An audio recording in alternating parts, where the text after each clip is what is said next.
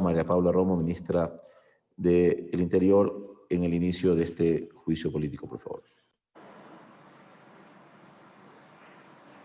Buenas tardes, señor presidente de la Asamblea. Buenas tardes, señores legisladores.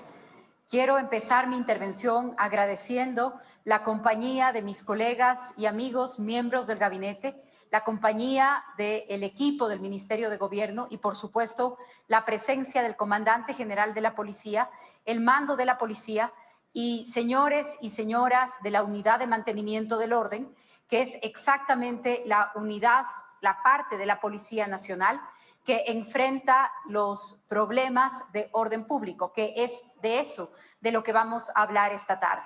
Señor presidente, según la comunicación que he recibido y siguiendo ese procedimiento, entonces voy a hacer una presentación respecto de aquellos puntos que han sido considerados como los motivos para convocar este juicio político. Quiero empezar también diciendo que esta es mi comparecencia número 40 a la Asamblea Nacional. En 2 años y 2 meses de gestión he comparecido ante lo que la Asamblea Nacional representa como institución democrática del país en 40 ocasiones, contada la del día de hoy.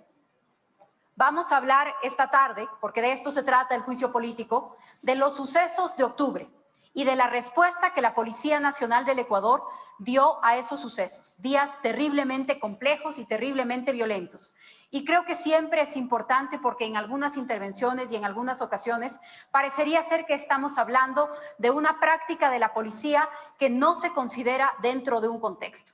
Por eso, señor presidente, voy a empezar hablando del contexto en el que se dieron estas 2 acusaciones que hoy los legisladores interpelantes y la Comisión de Fiscalización han considerado motivo suficiente para convocar el presente juicio político. Empiezo por decir de qué se trata un juicio político o un proceso de interpelación. La pregunta es si un ministro o ministra de Estado ha incumplido las funciones que le asigna la Constitución y la ley. La Constitución y la ley me asignan funciones como ministra y la gran pregunta que este pleno tiene que dilucidar la tarde de hoy, la mañana de hoy, el día de hoy, es cuáles funciones he incumplido, cuáles actos, cuáles omisiones de mi parte pudieran configurarse un incumplimiento de mis funciones. Por eso es fundamental empezar preguntándonos cuáles son esas funciones y diferenciarlas de aquellas responsabilidades operativas que le corresponden a la Policía Nacional. Según la Constitución, a las ministras y ministros de Estado nos corresponde ejercer la rectoría de la política pública del área a nuestro cargo. Es decir, en mi caso, yo no soy miembro de la Policía Nacional, pero como ministra de Gobierno me corresponde ejercer la rectoría de las políticas públicas de seguridad ciudadana, orden, convivencia pacífica y aquellas que tienen que ver con la cartera de Estado que se encuentra a mi cargo. La siguiente responsabilidad es presentar ante la Asamblea Nacional los informes que me sean requeridos. Como lo he dicho antes, he presentado ante la Asamblea Nacional en 40 ocasiones distintas, de manera verbal, presencial cuando así me lo han permitido y si no a través de los registros electrónicos, en 40 ocasiones distintas, como le corresponde a cualquier funcionario público, he estado aquí para rendir cuentas de todos mis actos. ¿Qué funciones específicas me corresponden como ministra de Gobierno? Se encuentran en el COESCOP, el Código Orgánico de Entidades de Seguridad Pública. Según el COESCOP, en su artículo 64, me corresponden 18 responsabilidades distintas. De esas 18 responsabilidades distintas, hay 3 que he escogido que creo que se corresponden con lo que hoy estamos tratando. La primera tiene que ver con elaborar planes, programas, proyectos en materia de seguridad ciudadana, protección interna, orden público, de acuerdo a las leyes y a los reglamentos. La número 6, coordinar con los gobiernos autónomos descentralizados su participación en la construcción de política pública de seguridad. Y la número 8, establecer y supervisar los planes operativos especiales para la Policía Nacional en circunstancias extraordinarias, como sin lugar a dudas fueron las circunstancias que el país entero vivió en octubre. Quiero empezar entonces por la 64.1. Mi responsabilidad no es la responsabilidad operativa de uno de los 52,000 miembros de la Policía Nacional. Mi responsabilidad tiene que ver con planes, con programas, con estatutos, con reglamentos, que en el marco de mis competencias corresponden, tienen que ver con institucionalizar la Policía Nacional, con darle las herramientas reglamentarias, en este caso, para poder hacer su trabajo, y así lo he hecho, señor presidente y señores legisladores. El Estatuto Orgánico de Gestión Organizacional por Procesos de la Policía Nacional del Ecuador fue emitido el 8 de marzo del año pasado. Este se aprobó luego de 7 años de espera y de 5 ministros distintos que en esta cartera no lo habían hecho antes. Este estatuto es parte de mis responsabilidades y diferencia claramente lo que tiene que ver con reglamentar, con emitir la política pública y con tener competencias operativas. Se han expedido también en estos años que he estado a cargo de la cartera de gobierno el reglamento para el porte y uso de armas, tecnología, munición no letal, equipos de protección para la Policía Nacional. Se expidió el Plan de Seguridad Ciudadana y Convivencia Pacífica 2019-2030.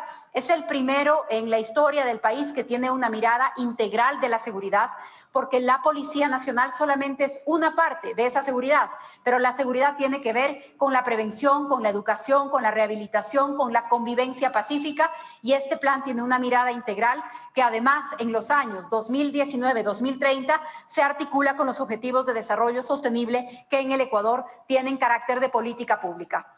Además de estos reglamentos y de estos planes, quiero señalar también el Plan Nacional de Trata, que fue actualizado luego de 13 años. Luego de 13 años de su última expedición, se actualizó el Plan Nacional de Trata y se expidió el Plan de Seguridad Pública, que también es muy importante.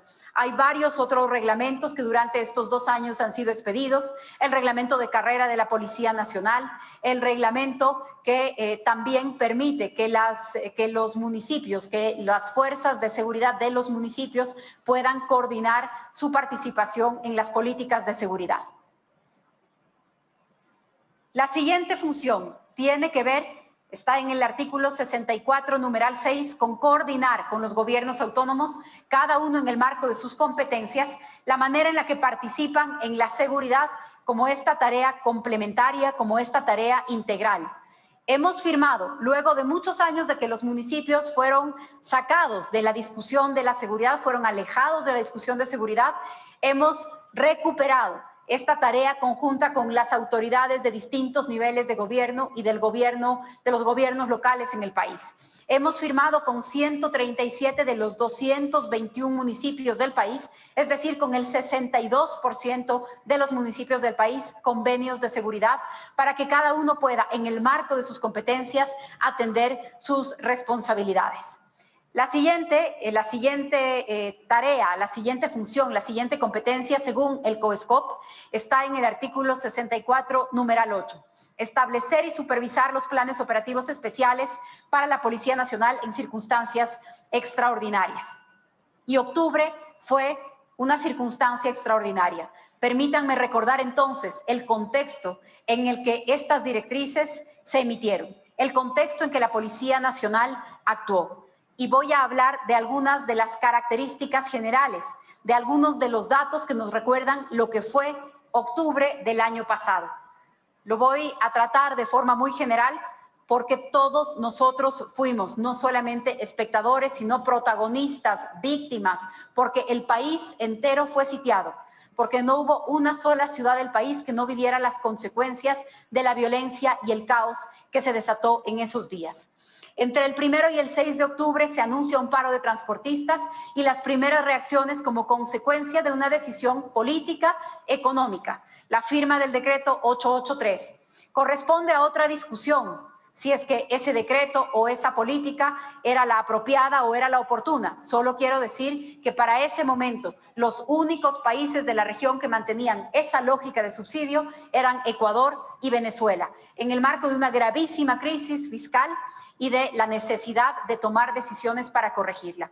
En todo caso, hay un paro de transportistas, se anuncia un paro de transportistas como una reacción a esta decisión y el transporte se suspende casi por completo en todo el país.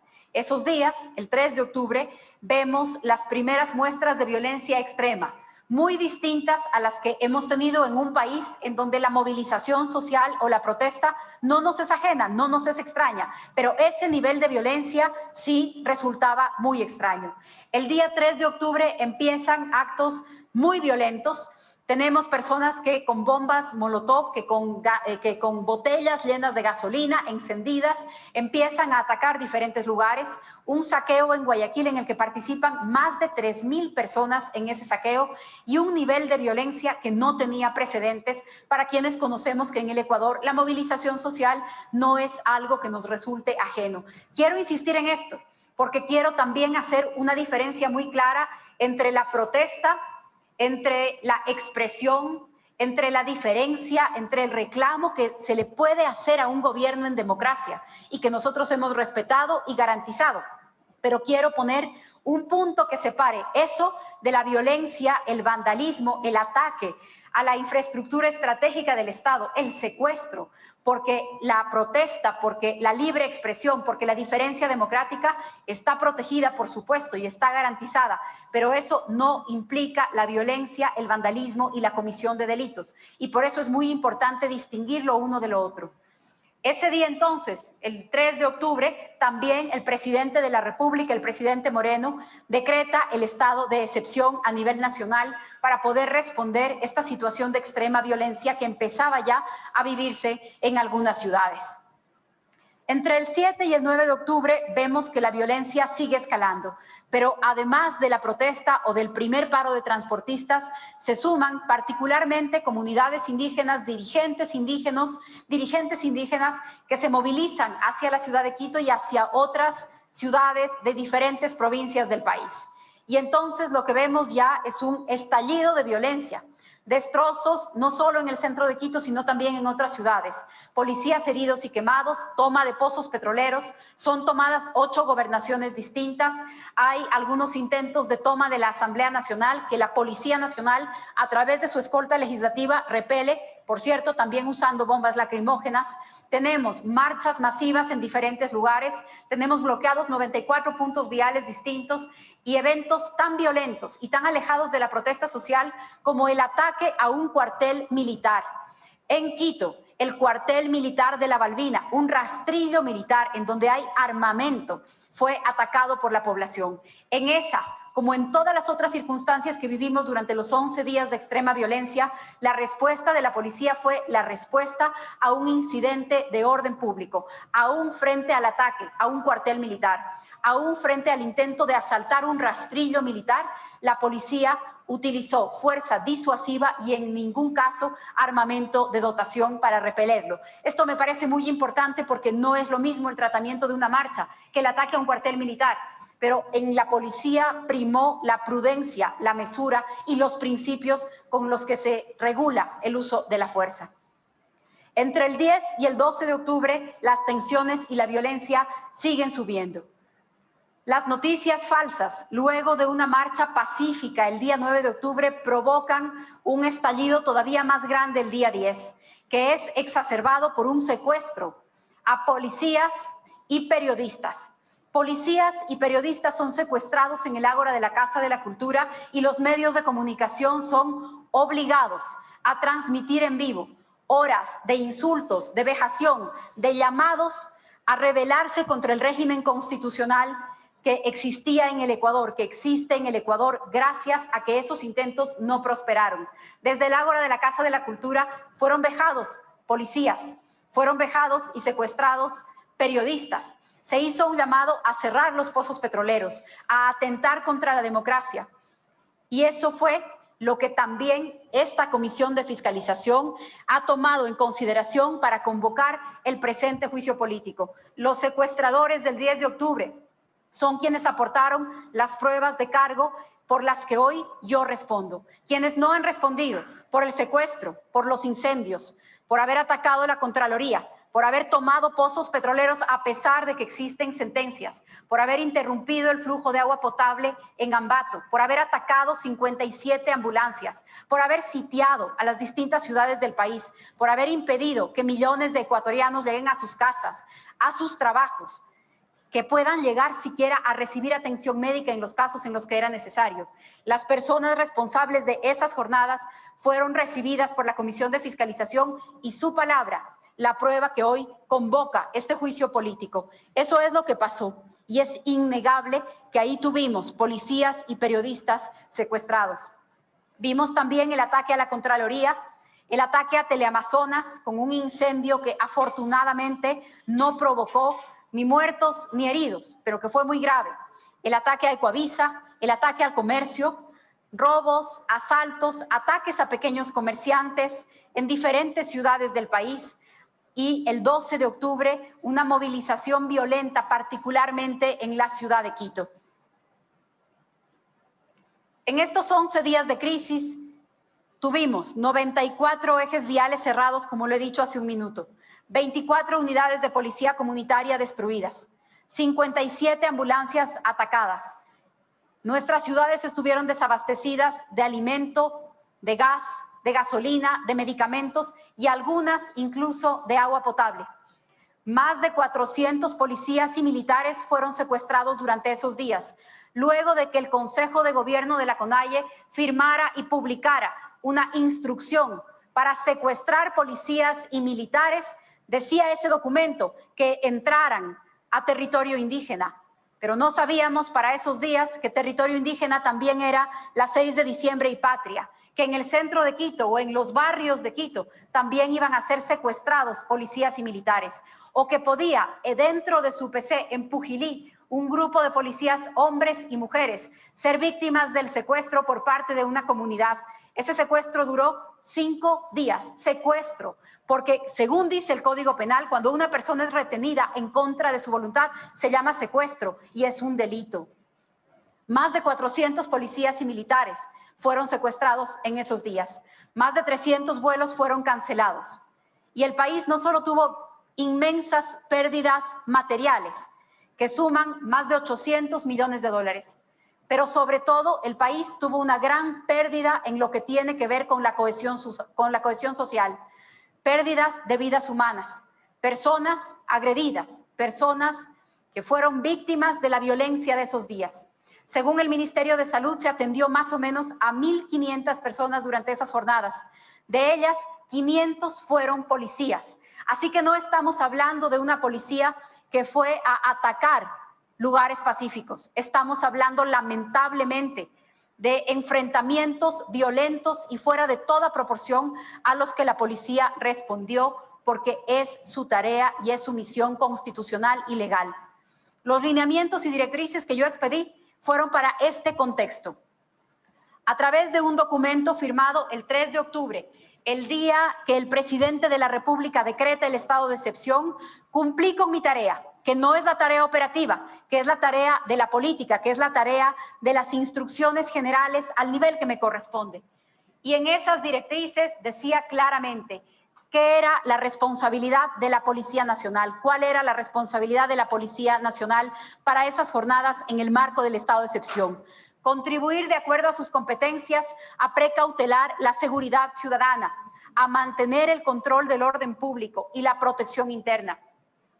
Establecer una respuesta oportuna, necesaria e inmediata para proteger a todas las personas, porque si bien es cierto tuvimos manifestantes, si bien es cierto hubo quienes se movilizaron y se refugiaron en algunas universidades de la ciudad, porque si bien es cierto hubo quienes se tomaron gobernaciones, la verdad es que el deber de la policía es proteger a millones de personas que estaban aterrorizadas en sus casas, que no podían llegar a sus lugares de trabajo, que no podían llegar a recibir atención médica o que simplemente querían la garantía de que no iban a ser atacados por hordas violentas que se movilizaban por la ciudad, como sucedió el 12 de octubre, especialmente en la ciudad de Quito.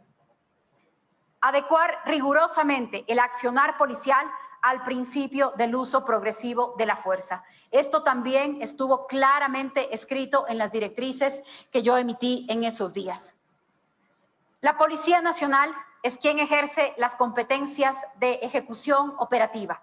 La Policía Nacional, cada uno de sus miembros, desde aquellos que empiezan a actuar como policías hasta los generales que están en el mando, se ha formado para ese trabajo. Se ha formado para atender casos de orden público, se ha formado para combatir la violencia y la delincuencia. No es el ministro o la ministra de turno quien toma las decisiones operativas. No soy yo y no fui yo quien estaba a cargo de cada operativo, porque además habría resultado imposible en una institución jerárquica, en una institución desconcentrada de 52,000 hombres y mujeres. Resulta totalmente absurdo pensar que cada uno de esos policías consulta a la ministra o al comandante general o al general de su zona antes de reaccionar frente a un acto violento o frente a un acto delictivo. Cada uno de ellos tiene una formación, unos principios y una norma para su actuación. Y así sucedió también durante los días de octubre. No hay relación entre la responsabilidad política y la responsabilidad operativa. La mía es la responsabilidad política, la de la policía es la responsabilidad operativa. Pero habiendo dicho esto, respaldo y defiendo todas las decisiones operativas que se tomaron. Como lo dije ante la Comisión de Fiscalización, como lo he dicho varias veces durante este último año ante el país entero, hago la distinción porque creo que es fundamental hacerla, pero no para evitar ninguna responsabilidad. Al contrario, junto a cada policía del país, asumo la responsabilidad por la respuesta que tuvieron que dar a días de violencia inusitada. Siendo responsabilidades distintas, defiendo y respaldo las instrucciones operativas que se dieron en octubre del 2019. Porque además hay una pregunta que la Comisión de Fiscalización, mis interpelantes, quienes firmaron el juicio político, a mi parecer, no han podido aclarar. ¿Cuáles eran las otras alternativas? ¿Qué esperaban de nosotros? ¿Qué esperaban de mí entonces? Si es que el uso de bombas lacrimógenas, si es que la respuesta con fuerza disuasiva no es la correcta, ¿cuál era entonces la opción correcta? ¿Una policía indiferente?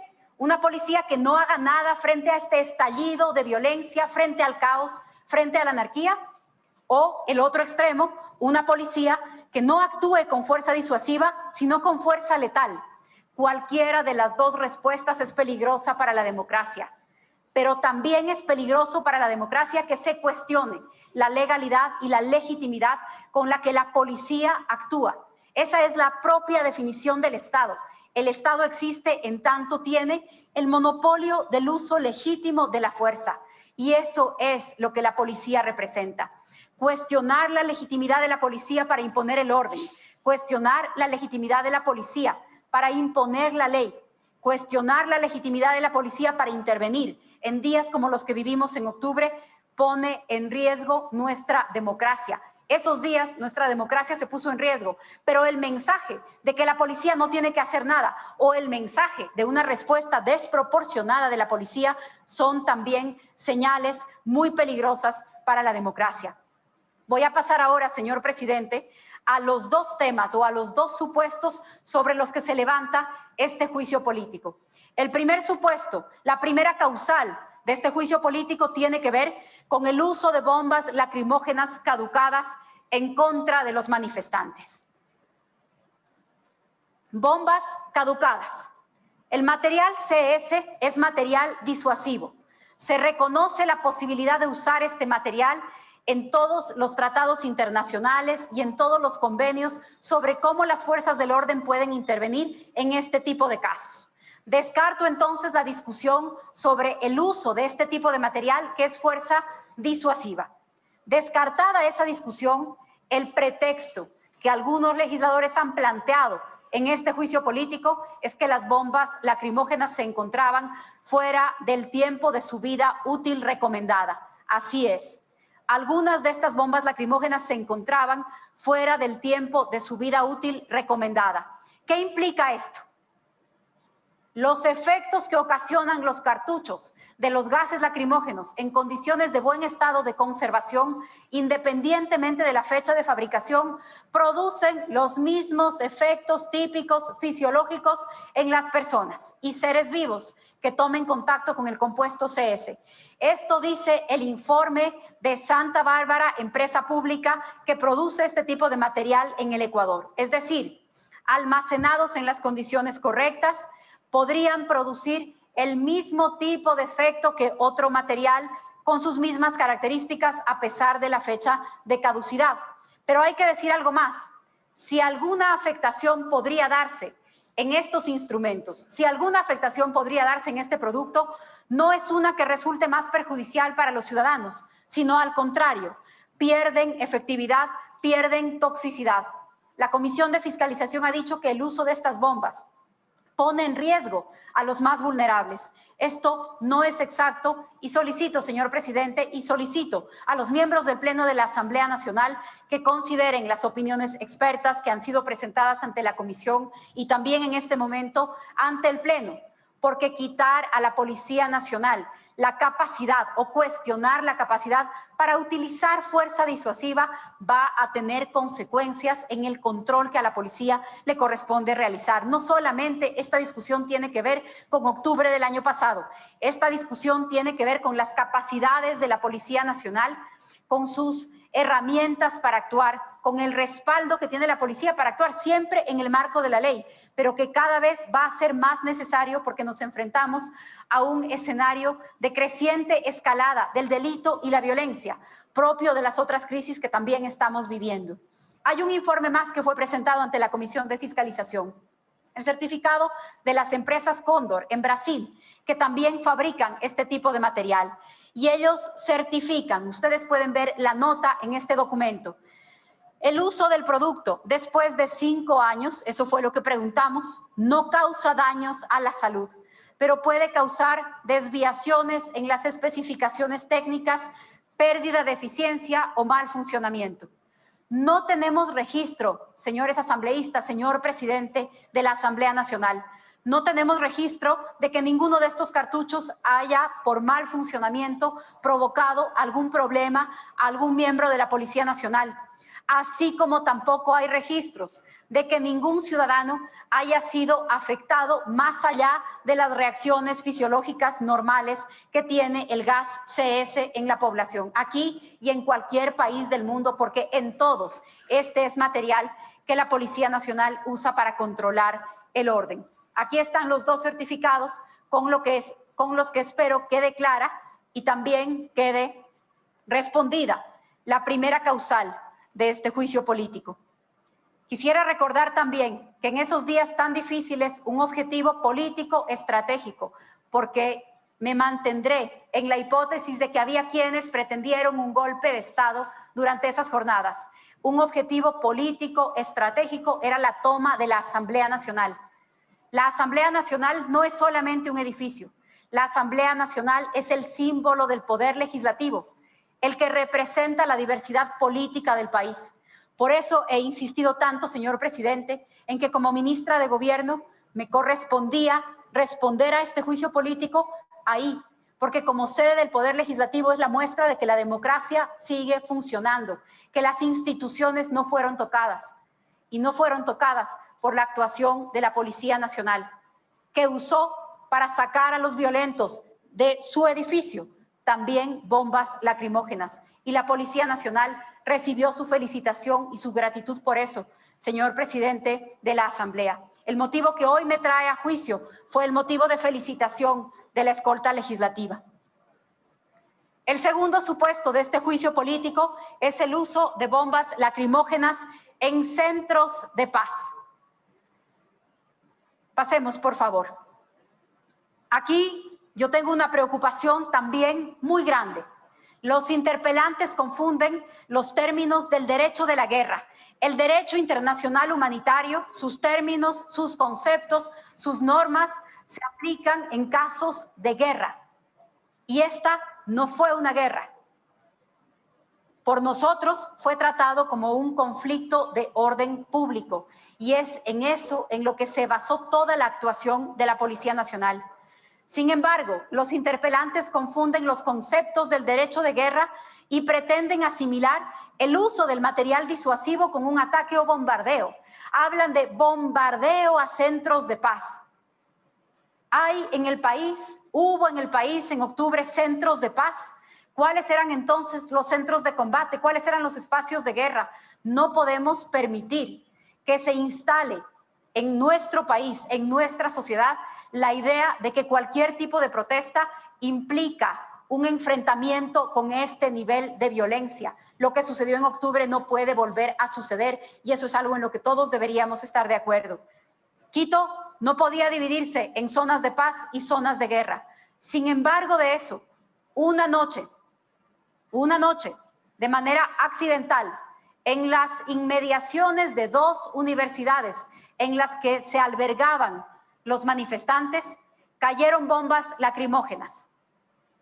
Y para evitar la escalada del conflicto, y para evitar más violencia, y para evitar las provocaciones a la Policía Nacional, que también eran parte de la estrategia de algunos de los dirigentes más violentos de esos días, di una instrucción clara a la policía de no acercarse a esos lugares. Pero ni se bombardearon centros de paz, ni se atacaron lugares de paz, ni la policía nunca entró en una universidad. Nunca la policía entró en un lugar en donde estuvieran albergados los manifestantes. Nunca. Nunca durante 11 días de violencia extrema intentamos un desalojo de quienes se habían tomado gobernaciones. Nunca. Nunca intentamos un desalojo de la Casa de la Cultura. Habría provocado una escalada de la violencia y del conflicto cuyas consecuencias no podemos ni siquiera imaginar y no queremos imaginar. Nunca desalojamos, atacamos o la policía entró a uno solo de los lugares en los que se encontraban los manifestantes. Es más, de todos los casos de secuestros, 400 policías y militares secuestrados a lo largo de esos 11 días, de todos esos casos de secuestro, la policía nunca actuó para rescatar como habría correspondido porque se estaba produciendo un delito. La policía solamente en uno de esos casos entró con sus grupos especiales y con sus grupos de élite para rescatar a policías a los que los delincuentes amenazaban con echar gasolina y prenderlos. Solo en ese caso la policía entró con sus grupos especiales a rescatar a las víctimas de un secuestro. En el resto de casos primó la prudencia, en el resto de casos primó la mesura, primó la disciplina, el profesionalismo, la no provocación, no caer en la provocación. Esa es la manera en la que actuó la policía. De hecho, todavía no logran ponerse de acuerdo muchos de los asambleístas que impulsan este juicio político si su censura va a ser porque la policía usó muy poca fuerza o porque se excedió en el uso de la fuerza. La policía garantizó y acompañó todas las expresiones pacíficas de esos días. La policía garantizó y acompañó las expresiones pacíficas, pero la policía respondió a la violencia. No se puede pedir de la policía otra cosa. Más allá de este juicio político, más allá de esta interpelación, el mensaje a la policía tiene que ser claro. La policía tiene que responder a la violencia. Esa es su razón de ser. Por eso les decía yo que muchos de los interpelantes no han logrado ser claros si es que su cuestionamiento es porque la policía usó mucha o muy poca fuerza. Yo me mantengo, defiendo, respaldo una actuación prudente, mesurada, profesional de la Policía Nacional del Ecuador en los violentos días de octubre. Lo he dicho antes y quiero insistir en eso. ¿Cuáles eran las alternativas? Si es que esta asamblea, como lo hizo la Comisión de Fiscalización, hoy se pronuncia cuestionando la actuación de la policía en estos 2 aspectos, además, en bombas lacrimógenas y en 2 bombas que accidentalmente cayeron en las inmediaciones de unas universidades de Quito, si es que la asamblea hoy se pronuncia en el mismo sentido que lo hizo la Comisión de Fiscalización, ¿cuál es el mensaje que le están enviando a la Policía Nacional? ¿Cuál es el mensaje que les están enviando a los violentos que celebran como una hazaña haber sitiado al país? ¿Cuál es el mensaje que le estarían mandando a los millones de personas que en el Ecuador queremos vivir en paz, que estoy segura que somos la gran mayoría? ¿Cuál es el mensaje que esta Asamblea Nacional le envía a la policía? ¿Cuáles eran las alternativas? ¿O cuál es la opción que ustedes sugieren que la policía use si un escenario así se repite? Ojalá no suceda, pero si un escenario así se repite, ¿cuál es el mensaje que debe llevarse la policía? ¿Que debe usar más fuerza o que debe permanecer indiferente frente a estos actos extremos de violencia. Es muy importante que durante las próximas horas, algunos minutos en donde yo voy a responder a estas acusaciones, señor presidente, y aquellos minutos en donde esta asamblea va a tener este debate, que tengamos en mente esas tres preguntas que yo estoy proponiendo ahora mismo. Cuando hablen de esta censura, ¿cuál es el mensaje que se lleva a la policía? ¿Cuál es el mensaje que les dan a los violentos, a los que recibieron como héroes, como pruebas de cargo para este juicio político en la comisión?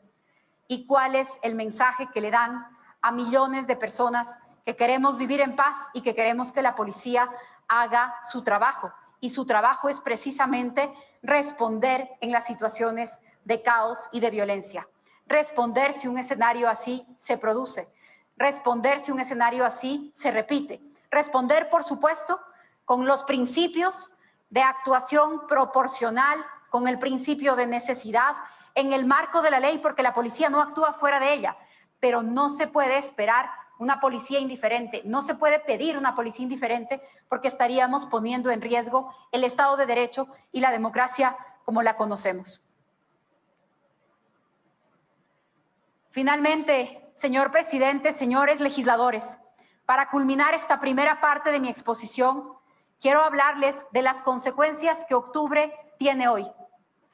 Sucedió todo esto que estamos mirando, lo que estamos recordando, las imágenes que yo pretendo traer a su memoria.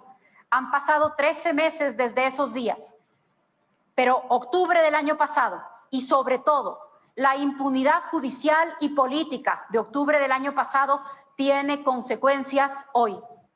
Y lamentablemente, luego de ese octubre, el secuestro es una deformación de la protesta en el Ecuador.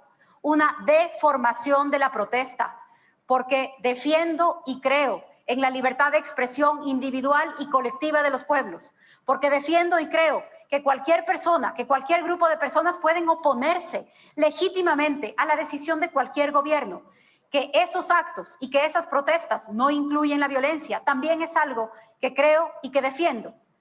Pero, por supuesto, que con todas las letras voy a decirles el día de hoy y cuando sea necesario, que secuestrar personas no es una manera de protestar. Secuestrar personas, retenerlas en contra de su voluntad, es exactamente lo que el Código Penal describe como un delito de secuestro que tiene que ser llevado ante la justicia y sancionado penalmente. ¿Qué está pasando en el Ecuador? Desde que normalizamos la idea de que secuestrar es una forma de protesta, que se han dado 100 secuestros en lo que va del 2020. 100 secuestros. De esos 100 secuestros, 81 víctimas han sido civiles, porque al final del día, a falta de orden, a falta de ley, a falta del principio de autoridad, las primeras víctimas son los ciudadanos.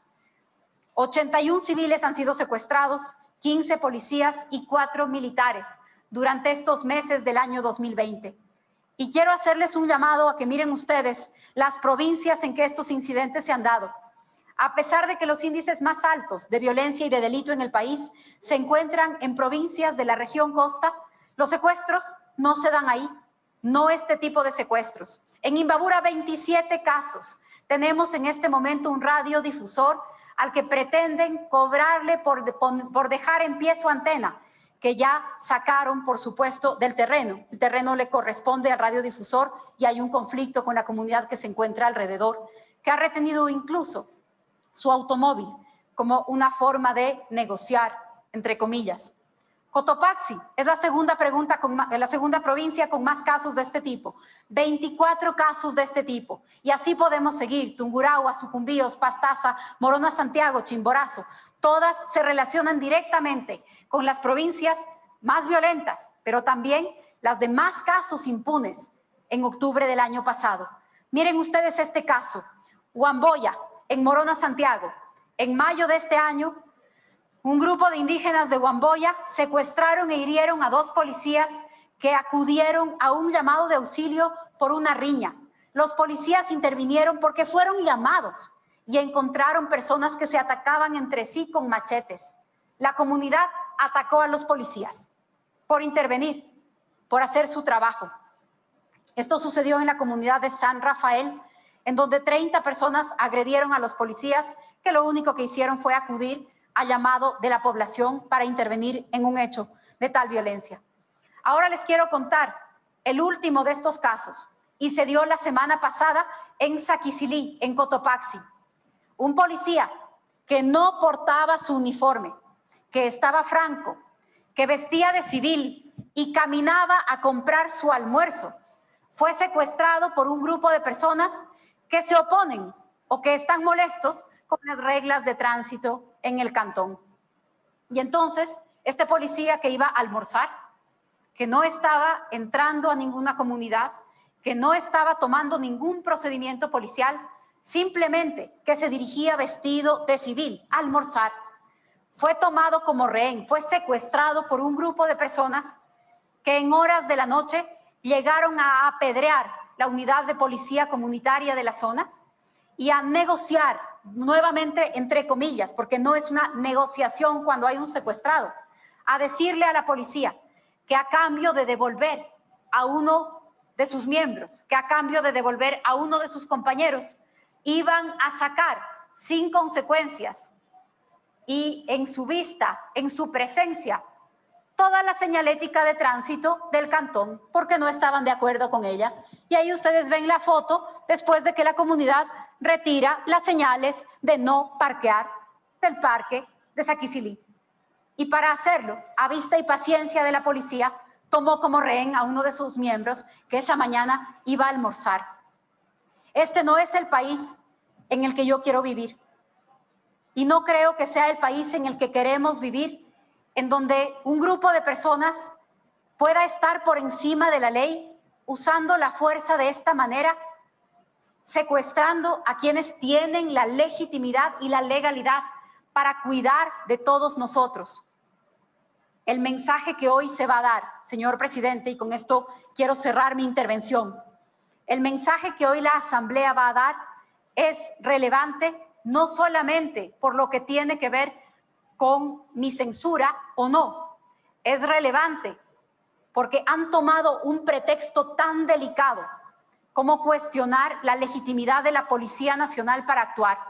Y cuestionar esa legitimidad pone en duda, pone en juego, debilita los cimientos de la sociedad democrática en la que estoy segura que todos queremos vivir, o al menos debería ser uno de nuestros principales acuerdos.